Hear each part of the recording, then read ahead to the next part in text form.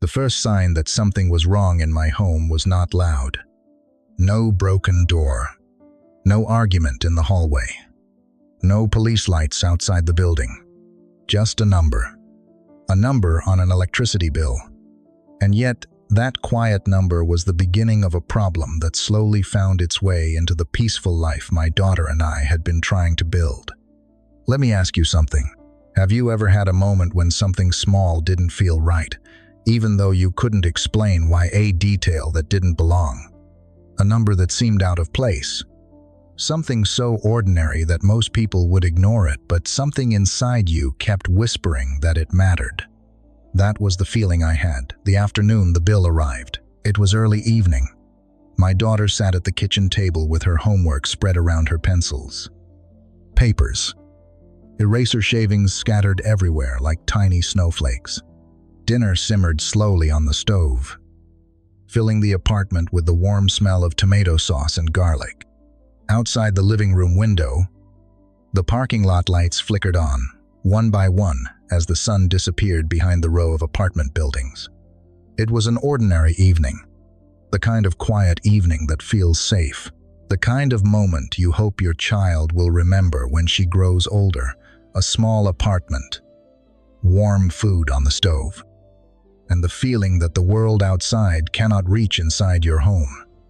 I opened my email while waiting for the pasta water to boil, and there it was, the electricity bill. Without thinking much about it, I tapped the message open. Then I stopped. $96. I blinked and looked again. 96. That couldn't be right. The previous bill had barely reached 40. I remembered that number clearly because I had been proud of it. When you are raising a child alone, little victories matter. $42. That had been the total. But 96. That wasn't a small change. That was more than double. My daughter looked up from her homework. Is dinner ready? Almost. I said quietly, still staring at the screen. But my mind had already moved somewhere else. Because the truth was simple, nothing in our apartment had changed. No new appliances. No space heaters running overnight. No air conditioner working overtime. Just the same refrigerator humming quietly. The same lights switching on and off each evening. Just the two of us. Life had become simple after a long period of uncertainty years earlier, and I had learned to protect that simplicity carefully. A quiet routine, a stable home, a place where my daughter could sleep peacefully every night. So when something in that routine suddenly changed, I noticed. Later that night, after my daughter had gone to bed, I opened my laptop. The apartment had fallen completely silent. The only sound was the low hum of the refrigerator and the distant noise of a car passing through the parking lot. I logged into the electricity company's website and opened the energy usage page. Most people never bother looking at those charts. But when a bill doubles, those charts suddenly become very interesting. A graph appeared on the screen showing electricity consumption throughout the month. At first, everything looked normal. Small peaks in the evening when lights were on. A steady drop late at night when the apartment went quiet. Then I zoomed in, and that was when I saw it. Every single night, between 1 a.m. and 5 a.m., electricity usage suddenly jumped. Not a quick spike. A steady, continuous draw of power. 4 hours. Night after night. I stared at the graph for a long time. My daughter and I were always asleep during those hours.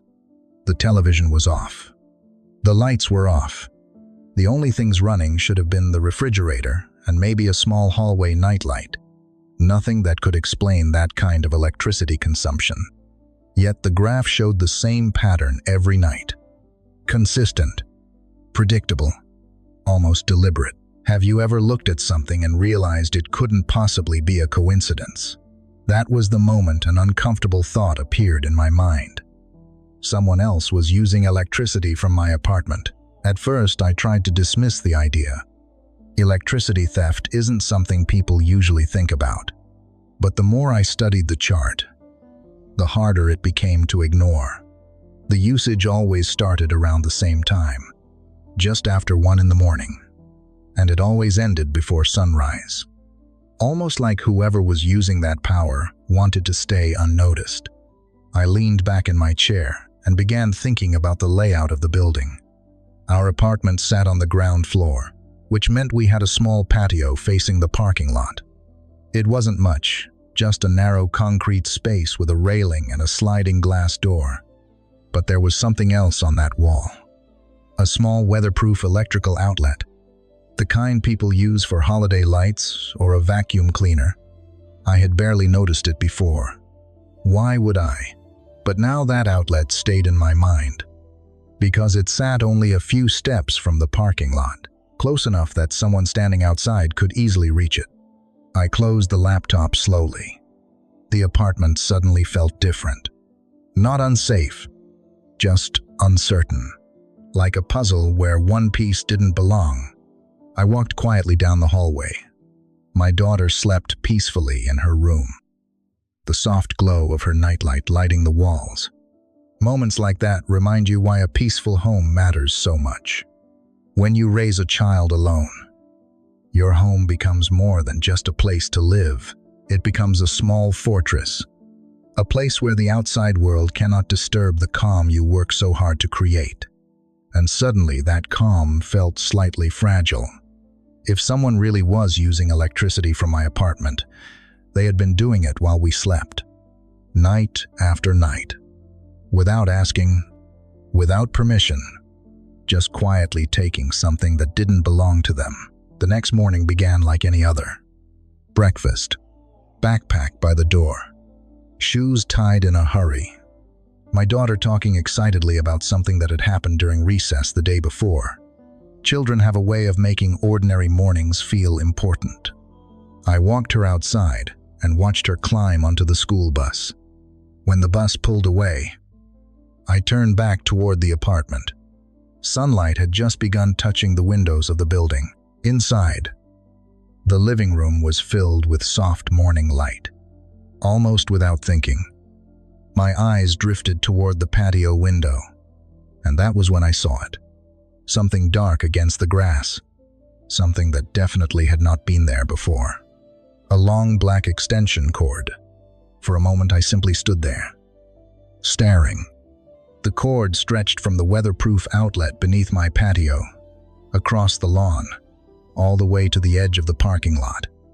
At the far end of it sat a black electric bike. The charger light blinked slowly. Red, steady, drawing power, my power. And standing next to the bike was a neighbor from a few apartments away. He noticed me looking through the window. Our eyes met.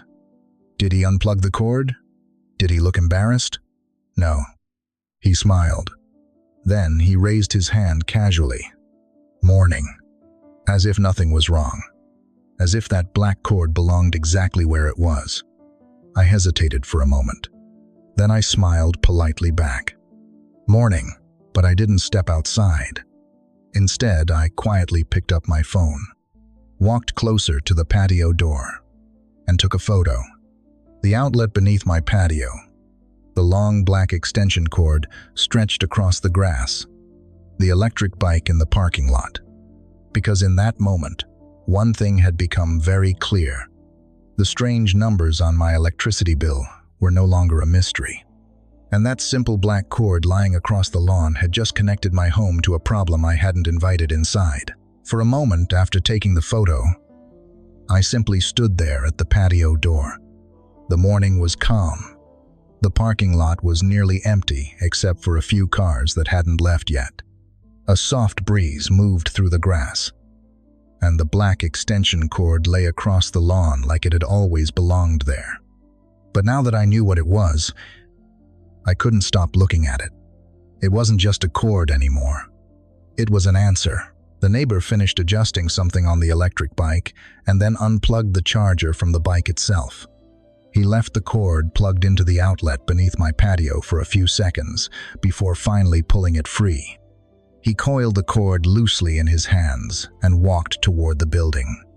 As he passed beneath my window, he looked up again and gave another small wave. "Nice morning," he said casually. I nodded politely. Yes, and that was the entire conversation. No apology, no explanation, just a simple greeting. Like two neighbors sharing a normal morning. But inside my mind, something had already shifted, because now the numbers on the electricity chart finally made sense. When the neighbor disappeared into the building, I stepped outside. The patio door slid open with a soft sound. The outlet sat exactly where it had always been, mounted low on the wall beneath the railing, protected by a small plastic weather cover. Harmless, ordinary. But now I noticed something I had never paid attention to before. Small scratches on the plastic cover, marks left by something being plugged in. Again and again. I crouched down and looked closer. The outlet itself was warm, not hot, just slightly warm. The kind of warmth that comes from electricity flowing for hours. 4 hours. Maybe 1 in the morning to 5 in the morning. Exactly the pattern I had seen on the chart. I stood there quietly for a moment. You might think the first reaction in a situation like this would be anger. But strangely, that wasn't what I felt. Not yet. What I felt was something quieter.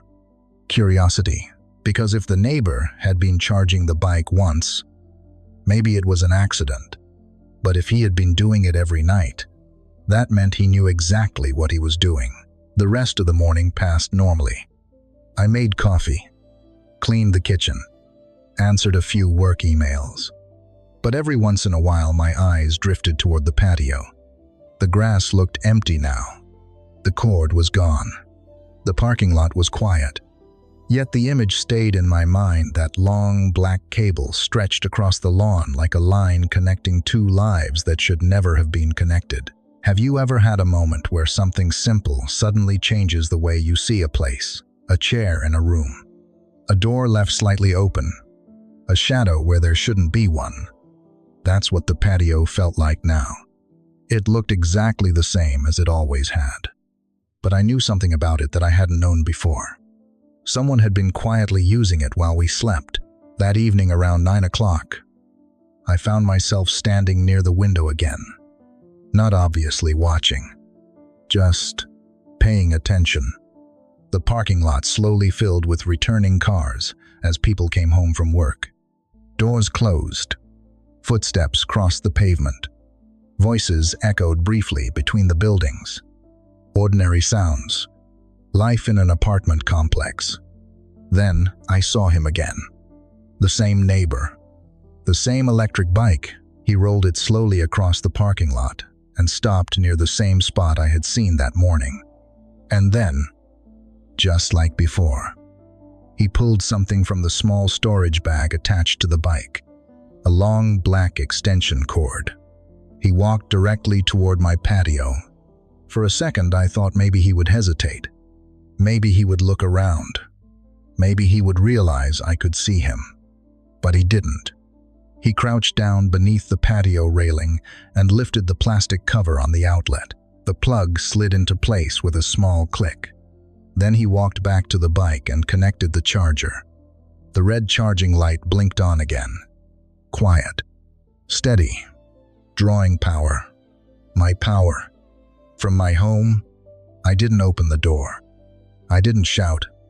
Instead, I picked up my phone again and recorded a short video. The outlet beneath my patio, the black extension cord, the electric bike, the glowing red charger light. Evidence. For the next 10 days, the same routine repeated itself. 9 in the evening, the bike appeared, the cord appeared.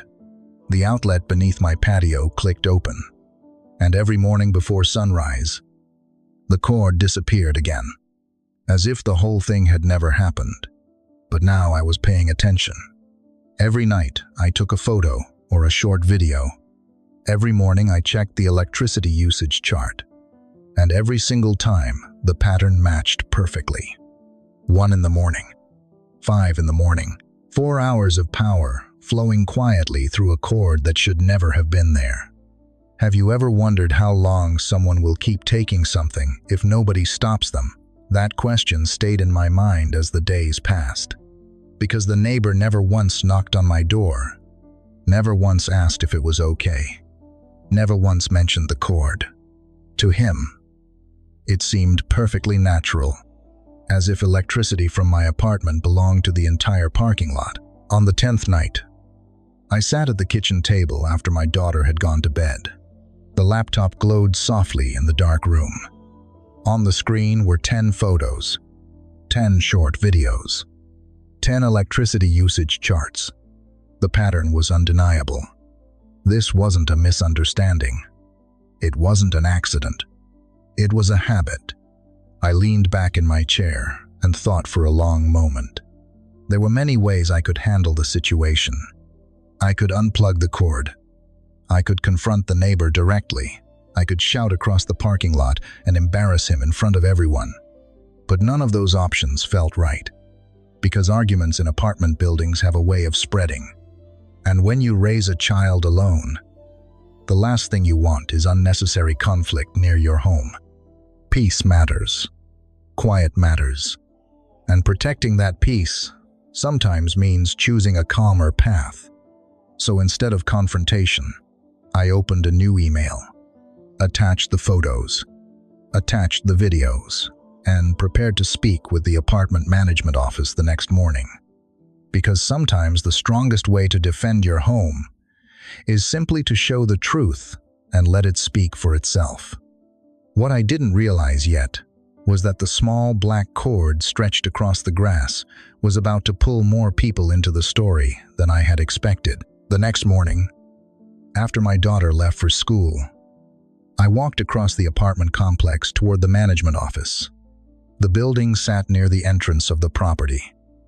A small brick structure with large windows and a row of potted plants outside the door. I had been there only a few times before signing the lease, picking up a package once or twice, asking a question about maintenance, normal things, quiet things, the kind of interactions that make an apartment feel organized and predictable. Inside, the office smelled faintly of coffee and printer paper. A woman behind the desk looked up and greeted me politely. "How can I help you today?" I hesitated for a moment. Not because I doubted what I had seen, but because part of me still hoped it could somehow be explained away. Maybe the outlet belonged to the building. Maybe electricity from that outlet wasn't connected to my apartment. Maybe there was a simple reason the cord kept appearing beneath my patio. But the numbers on the electricity bill said otherwise. So I took out my phone.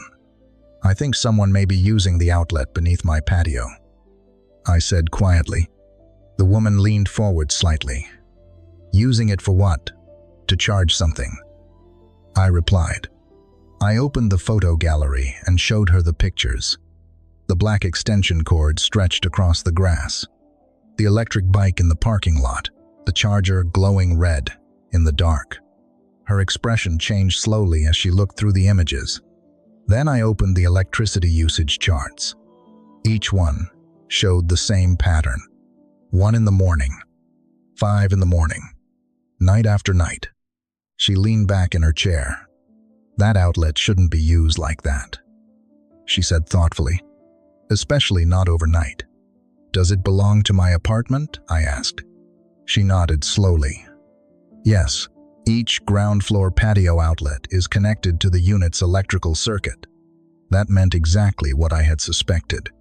The electricity running through that cord was being billed to my home. For a moment, the room felt very quiet. The woman sighed softly and placed the phone back on the desk. "Running extension cords across the lawn is also a safety issue," she added, "especially overnight. A fire hazard, a tripping hazard, and a liability risk for the property." That meant the situation was bigger than just a neighbor borrowing electricity. It had become a problem for the entire complex. "Leave this with us," she said calmly. "We'll handle it." I nodded and thanked her. When I stepped back outside, the air felt cooler than it had earlier that morning.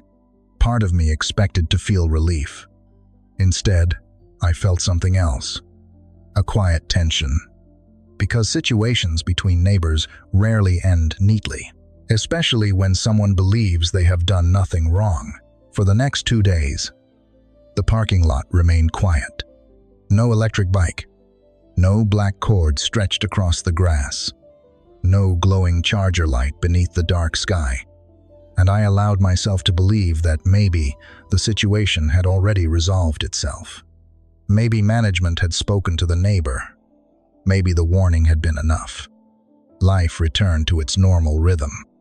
Work during the day, homework at the kitchen table, dinner together, bedtime stories, the simple routines that hold a small family together. Then, on the third evening, just after 9 o'clock, I heard the sound of wheels rolling across pavement outside. I didn't even need to look. Somehow I already knew. When I walked toward the window and glanced through the blinds, the electric bike was there again. The neighbor stood beside it. He reached into the small bag attached to the bike and pulled something out. A long black extension cord. For a moment, he looked around the parking lot. Then he walked directly toward my patio. The plastic cover on the outlet lifted. Click. The plug slid into place. And just like that, the red charging light blinked on again. The cord stretched across the lawn like a dark line drawn through the grass. Exactly the same as before.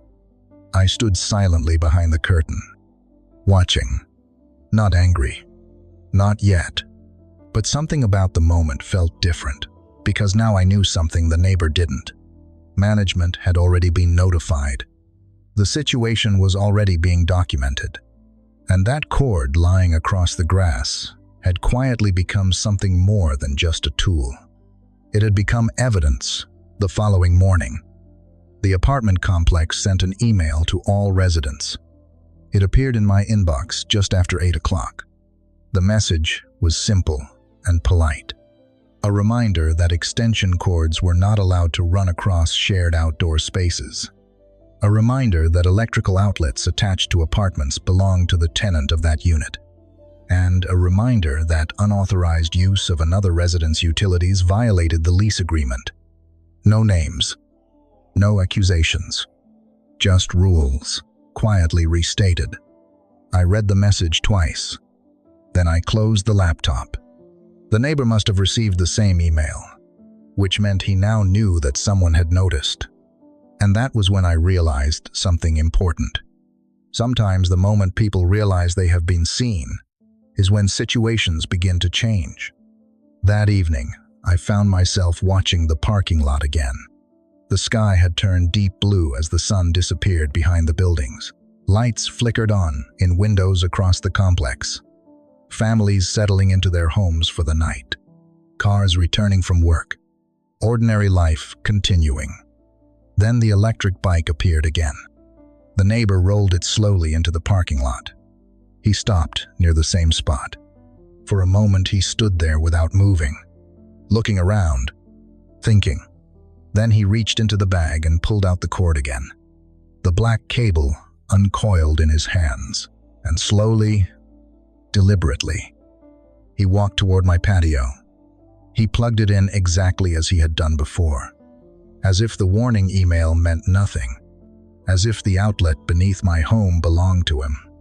I watched from the window, quietly, because now I understood something clearly. The neighbor had made a decision, and that decision meant the situation was far from over.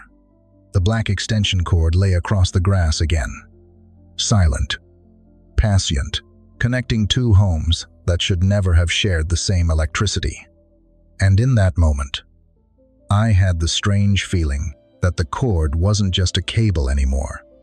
It was a line between patience and confrontation, a line between peace and conflict. And sooner or later, someone was going to cross it. The following morning, I woke up earlier than usual. Not because I had somewhere special to go, but because once you notice a problem close to home, it becomes difficult to stop thinking about it. The apartment was still quiet. The soft morning light slipped through the blinds and stretched across the living room floor. My daughter was still asleep in her room, her small nightlight casting a gentle glow against the wall. For a few minutes, I stood by the window. The grass outside looked calm. The parking lot looked normal. And yet, in my mind, I could still see the black extension cord lying across the lawn the night before. It was strange how something so simple could change the way a place felt. The patio looked the same. The outlet looked the same. But now, every time I glanced at it, I imagined someone standing there in the dark, quietly plugging something into my home. After breakfast, I walked my daughter to the school bus as usual. She waved through the window as the bus pulled away, smiling like every other morning. Children rarely notice the small tensions adults carry, and I hoped she never would. When the bus disappeared down the street, I turned and walked toward the management office again. The woman behind the desk recognized me immediately. "Oh, hello again." I nodded politely. I just wanted to check if anything had been done about the outlet situation. She gave a small sigh. "Yes. We spoke with the resident yesterday." "Did it help?" I asked. She hesitated. "Well, it should have."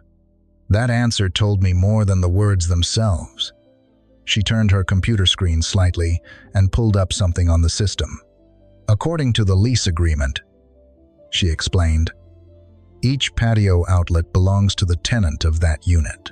Using electricity from another unit without permission is considered a lease violation." She looked back at me.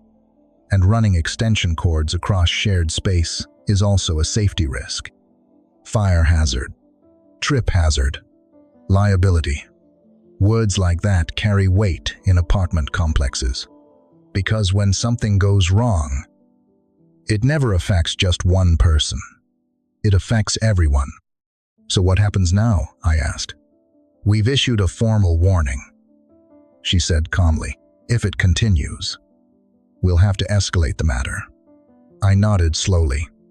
Escalate. That meant paperwork, reports, documentation, the quiet machinery of property management beginning to move. Sometimes justice doesn't arrive with raised voices. Sometimes it arrives in the form of paperwork. For the next few days, things were quiet. No electric bike, no cord, no charger light glowing in the dark. And, slowly, life returned to normal. Homework at the kitchen table, dinner together, evening cartoons, bedtime stories, peace. But something about the silence felt temporary. Have you ever noticed how calm sometimes feels different when you're waiting for something not peaceful? Just quiet before a decision. 3 nights later, I was sitting on the couch folding laundry while my daughter slept down the hall. Outside, the parking lot was dimly lit under the yellow glow of street lamps. I wasn't watching the window. I wasn't expecting anything. And that was when I heard it. The faint rolling sound of tires on pavement. I looked up instinctively. Through the blinds, I saw the electric bike again. The neighbor rolled it slowly into the parking lot like he had done many times before. For a moment, he simply stood there, looking toward the building, looking toward my patio, maybe thinking, maybe deciding. Then he reached into the bag attached to the bike and pulled out the black extension cord. My chest tightened slightly, because now I knew something important. This wasn't an accident. This wasn't confusion. He knew the rules. He knew management had warned him, and he was doing it anyway. He walked across the grass toward my patio, lifted the plastic cover, and plugged the cord back into the outlet beneath my home. Click. The sound was small, but in that moment it felt louder than it should have. He walked back to the bike and connected the charger. The red light blinked on again. Steady. Silent. drawing electricity. My electricity. From my home. I didn't step outside. I didn't shout. Instead, I reached for my phone again and recorded another video. The outlet. The cord. The bike. The glowing charger. Evidence. The next morning I returned to the management office again. This time the woman behind the desk didn't look surprised when she saw me. She looked tired. "Let me guess," she said gently. "He did it again." I nodded and showed her the video. She watched it quietly. Then she leaned back in her chair. "Well," she said, "that changes things." "How?" I asked. She turned back toward her computer and began typing something into the system. A second violation after a warning usually leads to a formal lease report. More paperwork. More documentation. The slow turning gears of management policies. "Thank you for bringing this to us," she said finally. "We'll handle it from here." As I walked back toward my apartment, I noticed something interesting. The black extension cord was still lying across the grass. The neighbor must not have returned yet. It stretched quietly between the parking lot and my patio like a dark line drawn through the morning light. And suddenly it occurred to me that the cord meant something different now. The first time I saw it, it had felt like an intrusion. Something reaching into my home without permission. But now, it had become proof. Proof of what had been happening. Proof that someone had been warned. Proof that someone had chosen to ignore that warning. Sometimes, the very thing someone uses to take advantage of you becomes the thing that exposes them. And the black cord lying across the grass had slowly become exactly that. Evidence. But what I didn't realize yet was that the neighbor wasn't going to accept the consequences quietly. Because later that night, someone would come knock on my door. That night, the apartment complex was unusually quiet. Not the peaceful kind of quiet you enjoy after a long day. The kind where a home finally settles down. This was the other kind. The kind where every small sound feels slightly louder than it should. My daughter had gone to bed an hour earlier. Her room was at the end of the hallway, and the soft glow of her nightlight spilled faintly onto the carpet outside her door. I was sitting at the kitchen table, finishing a few emails for work. Outside, the parking lot lights cast long shadows across the pavement. The electric bike was gone. The cord was gone. But somehow the memory of it still sat in the back of my mind like a question waiting for an answer. Then came the knock. 3 sharp hits against the door. Knock, knock, knock. I froze for a moment. Visitors at that hour were unusual. Most people in the building kept to themselves at night. The knock came again. Harder this time. Knock, knock. I stood slowly and walked toward the door. Before opening it, I glanced at the small screen connected to the door, camera mounted above the frame. And there he was, the neighbor, standing directly outside my door. His shoulders were tense. His expression tight in a way that made the hallway light look harsher than usual. For a moment I considered not opening the door at all. But ignoring someone in a hallway that small sometimes only makes things worse. So I unlocked the deadbolt and opened the door slightly, just enough to see him clearly. "Yes," I asked. He didn't greet me, didn't smile, didn't pretend the visit was friendly. "You reported me," he said immediately.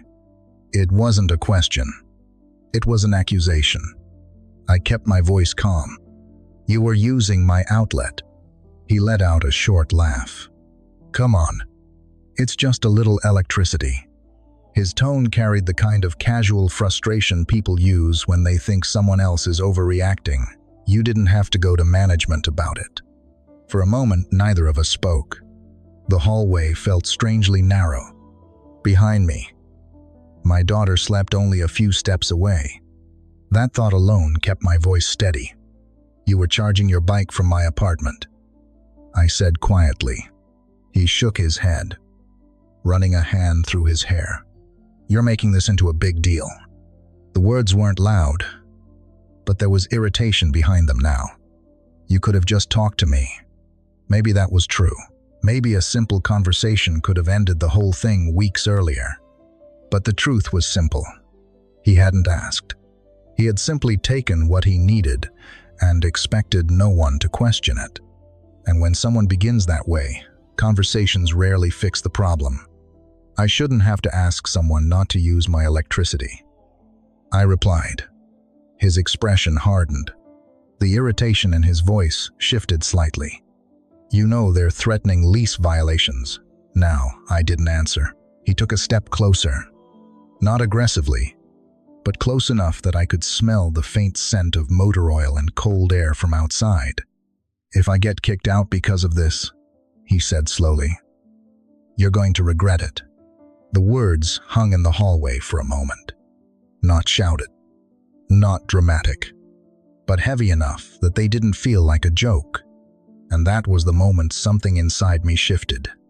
Until then, the situation had been frustrating, annoying, an inconvenience. But hearing that sentence, with my daughter asleep just down the hall, changed the way it felt. Homes are supposed to be quiet places, safe places, especially when a child sleeps inside them. And suddenly the conversation at the door no longer felt like a simple disagreement between neighbors. It felt like something else. I held his gaze for a moment. Then I spoke as calmly as I could. "I think you should go home." His jaw tightened. For a second, I thought he might argue further, but instead he shook his head again, muttering something under his breath. Then he turned and walked down the hallway. His footsteps echoed briefly before disappearing around the corner. I closed the door slowly and locked it. The apartment felt different now. The quiet had changed. Not broken, but altered. I walked back to the kitchen table and sat down for a moment, letting the silence settle again. Then I picked up my phone. Because there was something the neighbor didn't know. The small camera mounted above my door had been recording the entire conversation. Every word, every expression, every moment, the threat. I watched the video once, then saved the file. And for the first time since the electricity bill had arrived, I felt something heavier than annoyance. Responsibility. When you live alone, protecting your home is simple. But when you live with a child, everything changes. You start thinking about safety in ways you never did before, about boundaries, about the invisible line between the outside world and the small space your family calls home. And suddenly the black extension cord across the grass didn't feel like the real problem anymore. It had just been the beginning. Because sometimes the true issue isn't what someone takes. It's how they react when they're told to stop. And that night, sitting alone in the quiet apartment, I realized something important. The situation wasn't going to end with a warning email. It was going to become something bigger. Something that might test just how far someone was willing to go. And the next morning, I would have to decide how far I was willing to go to protect my home. After the neighbor left that night, the apartment felt still again. But it was not the same kind of stillness. Before, silence had meant comfort. Now it meant awareness. I sat at the kitchen table for a long moment with the phone still in my hand. The video paused on the screen. The hallway camera had captured everything, clearly the knock, the conversation, the sentence that had changed the tone of the entire situation. "If I get kicked out because of this, you're going to regret it." The words were not loud, but sometimes quiet words carry more weight than shouting. I saved the video file and backed it up. Then I placed the phone down and walked slowly down the hallway. My daughter's room door was slightly open. The soft glow of the nightlight illuminated the edge of her bed. She slept peacefully, her blanket twisted loosely around her legs, completely unaware that anything unusual had happened just a few feet away. I stood there for a moment, watching her breathe. If you are a parent, You probably understand that feeling. The moment when you realize your decisions do not affect only you anymore. Your home is not just a place to rest. It becomes a place you must defend. And suddenly, the situation with the neighbor no longer felt like an inconvenience about electricity. It felt like a question about boundaries, about safety, about how far someone should go to protect the quiet life inside their home. Have you ever had that moment? The moment when you realize that staying silent might actually create a bigger problem later. That thought stayed with me as I closed my daughter's door gently and returned to the living room. The next morning I woke earlier than usual. The sky outside was still gray when I made coffee and opened my laptop. The apartment complex was quiet. Most people were still asleep. The parking lot looked empty beneath the pale light of early morning. But I noticed something immediately. The black extension cord was gone again, just like every other morning. Whoever had used it always removed it before sunrise, as if the night erased everything. But now the cord meant something different to me. The first time I saw it, it had felt like an intrusion, a line connecting someone else's needs to my home. Now it had become something else entirely. Proof. I opened the email window and attached the video from the door camera. Then I added the photos and videos from the previous nights. Finally, I wrote a short message to the management office. Not emotional, not angry, just facts. The extension cord, the repeated use of the outlet, the warning that had already been issued, and the conversation at my door.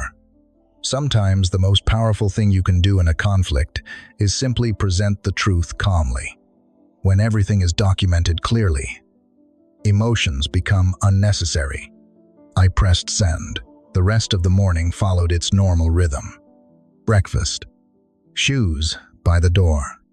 My daughter talking excitedly about a school project she had been working on.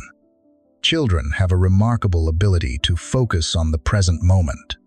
They worry about spelling tests and playground games, not electricity bills and neighbor disputes, and I was grateful for that. I walked her to the school bus and watched as it disappeared down the street. Then I returned to the apartment. The sunlight had begun to warm the grass outside. The patio looked peaceful again. But I noticed something else. Without the cord lying there, the lawn looked wider, cleaner, as if the space had quietly taken back something that didn't belong. Around mid-morning, my phone rang. The management office. I answered. "Good morning," the woman said on the other end. Her tone was calm but more serious than before. "We received your email." "Yes," I replied. She paused briefly. "We've reviewed the video from your door camera." That meant she had heard the threat. Another small silence followed. "We'll be documenting this as part of the lease violation record." She continued. "What happens next?" I asked. "We will be speaking with the resident again today." Her voice carried the careful tone of someone choosing words very deliberately. Threatening another tenant is a much more serious issue than the outlet. That made sense. Electricity could be replaced, but peace inside a home, that was something else. "Thank you for letting us know," she added. "I appreciate you handling it," I said. After the call ended, I set the phone down and stood quietly by the window again. The patio outlet sat beneath the railing exactly where it had always been. Simple, ordinary. Yet the small weatherproof cover now felt strangely significant, because that outlet had unknowingly become the center of a conflict between two neighbors. One person believing it was harmless to borrow a little electricity. Another person realizing that borrowing had slowly turned into something else. A pattern, a habit, and finally, a confrontation. That evening, the parking lot looked different. Maybe it was my imagination, but people seemed to move more quietly. A few residents walked their dogs along the sidewalk. Someone unloaded groceries from a car near the far corner of the building. Normal life. but the electric bike did not appear. 9 o'clock passed. Then, 10. The grass outside my patio remained empty. No call, no charger light, no quiet draw of electricity from my apartment. For the first time in days, the space felt calm again. But I knew something important. Calm does not always mean the end of a problem. Sometimes it means the situation has moved somewhere else behind closed doors. Inside conversations we cannot hear. And somewhere in the building that night, management was likely having a conversation with the neighbor. A conversation about rules, about warnings, about what happens when those warnings are ignored. Later that evening, my daughter and I sat on the couch watching a movie. Halfway through the film, she looked up at me suddenly. "Mom." "Yes." "Why were you looking out the window so much yesterday?" "Children notice more than we expect." I smiled softly. "Just checking the weather," I said. She seemed satisfied with that answer and returned her attention to the screen. But inside, I felt the quiet weight of the truth. Protecting a child often means carrying concerns they never need to see.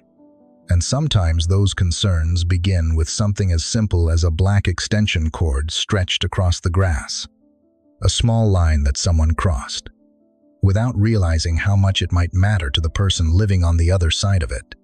What I did not know yet was that the management office had already begun taking the next step, and the consequences of that step would soon reach the neighbor's door.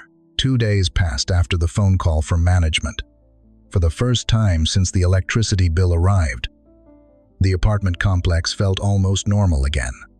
No electric bike, no black extension cord stretched across the lawn, no glowing red charger light in the darkness outside the window. The grass beneath my patio remained empty, and slowly the tension that had been sitting quietly in the back of my mind began to ease. But calm can be misleading. Sometimes problems disappear from view not because they are solved, but because they have moved somewhere else. Behind closed doors, into conversations we are not part of, into decisions made in offices rather than hallways. And that is exactly what was happening. On the third morning, I received another call from the management office. The same woman spoke, her voice calm, but more formal this time. "We wanted to update you on the situation," she said. I sat down at the kitchen table. "Okay, there has been an internal review of the incident," she continued. "Both the electrical issue and the conversation at your door. That meant the video had been taken seriously." She explained that maintenance had inspected the outlet beneath my patio. The result was exactly what they had expected. The outlet belonged to my apartment's electrical circuit. Every bit of electricity pulled from that outlet was billed directly to my unit, which meant there was no misunderstanding left. No technical confusion. No shared outlet. Just one person taking power from someone else's home. But the inspection had revealed something else. According to the maintenance report, the outlet had been used repeatedly over several weeks. Small scratches around the plastic cover, wear marks from plugs being inserted and removed again and again. It confirmed something I had already suspected. The situation had not started recently. It had simply gone unnoticed until the electricity bill arrived. "How many times?" I asked quietly. "We can't know the exact number," she said, "but it appears to have been happening for a while." That explained the sudden increase in the monthly bill. Night after night, 4 hours at a time, electricity quietly leaving my apartment through a cord stretched across the grass. The management office had also checked the parking lot security cameras. Apartment complexes usually install them for simple reasons: vandalism, vehicle damage, package theft. But sometimes those cameras end up capturing something else entirely. The footage showed the electric bike arriving on multiple nights. It showed the neighbor walking toward my patio. It showed the black extension cord being uncoiled and plugged into the outlet beneath my railing. and it showed the cord being removed before sunrise. Every time, quietly, consistently, almost like a routine. That footage, combined with the photos and videos I had provided, created a clear timeline, a pattern, and patterns are difficult to argue with.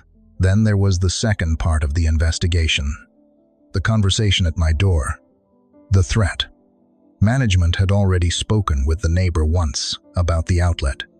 That conversation had resulted in the warning email sent to residents. But after receiving the video recording, the situation had changed. Threatening another tenant, even indirectly, was considered a serious violation of the lease agreement. Not a minor complaint, not a misunderstanding. A violation. The woman on the phone explained it carefully. "We have documented everything," she said. "The outlet usage, the repeated violations after warning, and the interaction at your door." I could hear papers shifting slightly in the background. "And based on those reports, the property manager has made a decision." I waited. "His lease will not be renewed." The words landed quietly. Not dramatic, not loud. Just a simple administrative decision. But decisions like that can change someone's entire living situation. "When does that take effect?" I asked. "He will receive official notice today." After the call ended, I sat at the kitchen table for a long moment. Outside the window, the parking lot looked peaceful. Cars parked neatly in their spaces. A few residents walking toward their vehicles. A dog barking somewhere in the distance. Life continuing normally. Yet somewhere inside the building, the neighbor was about to receive a letter that would end his time living there. And strangely, I didn't feel victorious. I didn't feel satisfied. What I felt was something quieter. Relief. Because the real goal had never been punishment. The goal had been peace. A quiet home. A place where my daughter could sleep safely without arguments in the hallway. Without someone knocking on the door late at night. Without the uneasy feeling that a stranger believed he had the right to use our home however he wanted. That evening, I saw the neighbor again. Not in the parking lot with the electric bike, but walking toward the building entrance with a folded piece of paper in his hand. Even from a distance, his posture looked different. Slower. He stopped near the doorway and unfolded the paper again, reading it carefully, then folding it once more. For a moment our eyes met across the parking lot. There was no anger on his face this time, just something heavier, the quiet realization that decisions had already been made. And for the first time since the situation began, the space outside my patio remained empty. No black cord across the lawn. No charger light blinking in the darkness. Just grass. Simple. Undisturbed. The line that had once connected his bike to my home had disappeared. But the story between us was not completely finished yet. Because a few days later, a moving truck would arrive in the parking lot and the final conversation between neighbors would take place. About a week after the phone call from management, the moving truck arrived. It pulled slowly into the parking lot early on a Saturday morning. Its engine rumbling loudly enough that several residents looked out their windows to see what was happening. Moving trucks always attract attention in apartment complexes. They signal change. Someone arriving or someone leaving. That morning, it was the second one. I noticed it while making breakfast. The sound of the engine echoed between the buildings. And when I glanced out the patio window, I saw the large white truck backing carefully into a space near the building entrance. Two workers stepped out and began lowering the metal ramp. And a few minutes later, the neighbor appeared. He walked out of the building carrying a cardboard box. For a moment, I simply stood at the window watching, not out of curiosity, but because, after everything that had happened, This moment felt like the quiet ending of something that had slowly unfolded over weeks. The neighbor placed the box into the truck and returned inside. Back and forth he went. Boxes, a chair, a small table, the electric bike. I noticed it immediately when he rolled it down the ramp. The same black bike that had been sitting in the parking lot night after night. The same bike that had been quietly drawing electricity through that long black cord. Now it leaned against the side of the truck, silent and unplugged. For the first time since I had seen it, it looked completely harmless. Just a machine, not a problem. Later that afternoon, after the movers had loaded most of the furniture, there was a knock on my door. It was softer than the one from the week before. I already knew who it was before checking the door camera. The neighbor stood there, hands in his pockets, shoulders slightly slumped. He looked different, not angry, not confrontational, just tired. I opened the door halfway. For a moment, neither of us spoke. The hallway was quiet, the kind of quiet that appears when most residents are away for the weekend. Finally, he spoke. "You could have just talked to me." His voice carried none of the sharp frustration from before, just resignation. I considered the sentence for a moment.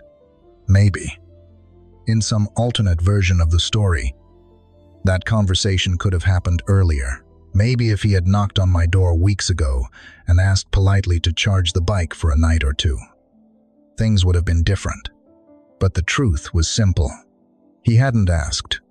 Instead, he had quietly used the outlet beneath my patio night after night, assuming it wouldn't matter, assuming no one would notice.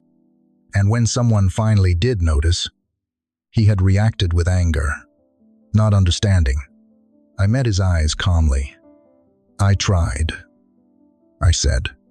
He frowned slightly. "When?" "When you plugged the cord in the first time without asking." The hallway remained silent, because sometimes the beginning of a conversation isn't a knock on a door. Sometimes it's the decision to respect someone else's home. He shifted his weight slightly, glancing down the hallway before looking back at me. I didn't think it was a big deal, he admitted. It was just electricity. Maybe to him, it had been just a cord, just a few hours of power, just something small. But small things can become big problems when they repeat every night, especially when they involve someone else's home, especially when a child sleeps inside that home. "I wasn't trying to cause trouble," he said quietly. "I know," I replied. And strangely enough, I believed him. Most conflicts between neighbors do not begin with bad intentions. They begin with assumptions. One person assuming something doesn't matter, another person realizing that it does. The neighbor looked past me briefly toward the apartment interior, as if noticing the quiet space behind the door. Then he nodded slightly. "Well, I guess it matters now." That sentence carried more honesty than anything he had said before, because by that point, the consequences had already arrived. The lease notice, the moving truck, the boxes stacked in the back. He took a step backward toward the hallway. "I'm leaving this afternoon." I nodded. I saw the truck. For a moment he looked as though he might say something else. Maybe an apology. Maybe an explanation. But instead, he simply gave a short nod. Then he turned and walked down the hallway toward the exit. His footsteps faded slowly until the building became quiet again. Later that evening, the moving truck pulled away. The electric bike was loaded inside with everything else. Furniture, boxes, the small pieces of someone's life packed into the back of a vehicle. When the truck disappeared around the corner of the street, the parking lot returned to its usual calm. I stepped outside onto the patio. The grass beneath the railing moved gently in the evening breeze, and for the first time in weeks, the space looked exactly the way it had before all of this began. No cord stretched across the lawn. No charger light glowing in the dark, just open space. The absence of something that had once been there. It was strange how powerful that absence felt, because the black extension cord had meant three very different things during the story. The first time I saw it, it had felt like an intrusion, a line someone had crossed without permission. Later, it had become evidence, proof of what had been happening, and now it was gone. And its absence meant something else entirely. Peace. But the story was not completely finished yet, because the quiet that returned to the apartment complex that night would lead to one final moment, a moment that reminded me why protecting a home sometimes means standing firm. Even when the problem seems small at first, the evening after the moving truck left felt different. Not dramatically different. Nothing in the apartment had changed. The furniture was in the same place. The refrigerator still hummed softly in the kitchen. The hallway light still cast the same warm glow across the carpet. And yet something in the air had shifted. Have you ever noticed how peace sometimes becomes more visible only after it disappears for a while? That was the feeling that settled into the apartment that night. My daughter and I sat on the small patio after dinner, sharing a bowl of ice cream. The sky above the apartment complex had turned a deep shade of blue, and the parking lot lights flickered on, one by one, just like they did every evening. Cars came and went. Neighbors walked dogs along the sidewalk. Someone laughed somewhere across the courtyard. Ordinary sounds, life returning to its quiet rhythm. My daughter swung her feet gently back and forth while sitting in the patio chair. She looked toward the parking lot, then back at me. "Is the neighbor gone?" she asked. Children always notice more than we think. Maybe she had heard the conversation at the door that night. Maybe she had seen me watching the window in the evenings. Or maybe children simply sense when something feels different in a home. "Yes," I said softly. He moved away. She nodded, as if that was the most normal explanation in the world. Then she took another bite of ice cream and returned her attention to the quiet evening around us. Children have a wonderful way of accepting the present moment. They don't analyze things the way adults do. They don't replay conversations in their minds. They simply move forward. Sometimes I think adults could learn a lot from that. I leaned back slightly in the patio chair and looked out across the grass. The lawn beneath the railing moved gently in the breeze, and for the first time in weeks, there was nothing stretched across it. No cable, no charger, no quiet line connecting someone else's problem to my home. The absence of the black extension cord felt surprisingly meaningful. When I first saw it, it had represented something intrusive, a boundary quietly crossed, a stranger reaching into my home without permission. Later, that same cord had become evidence, proof of what had been happening when the lights were off and the building was asleep. But now its absence meant something else entirely. The space had returned to what it was meant to be: neutral, quiet, undisturbed. Sometimes peace is not something new that appears. Sometimes it is simply the return of something that should never have been taken away. That night, after my daughter went to bed, I checked the electricity app again. Old habits linger for a while. The graph for the past several nights looked completely normal. A small rise in the evening, a steady drop late at night. No strange spikes.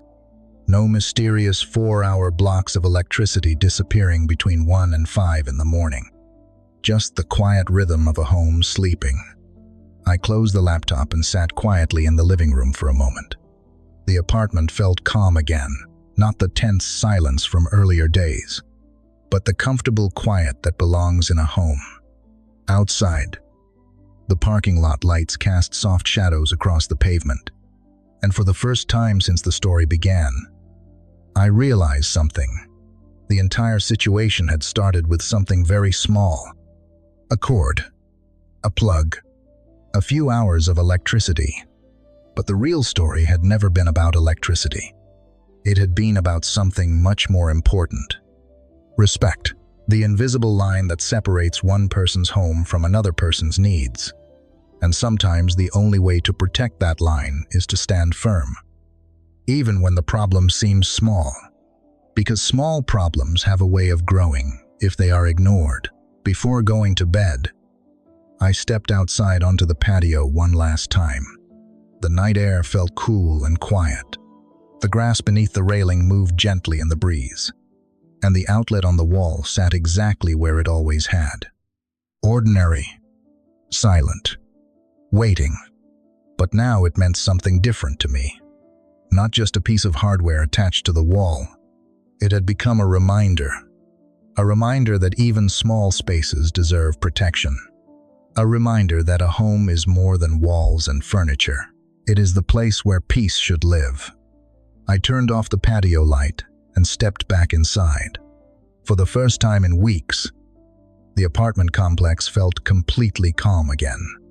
And that calm would lead to one final realization, something simple, but important enough to stay with me long after the story ended. Because sometimes the smallest conflicts teach the clearest lessons about what truly matters inside a home.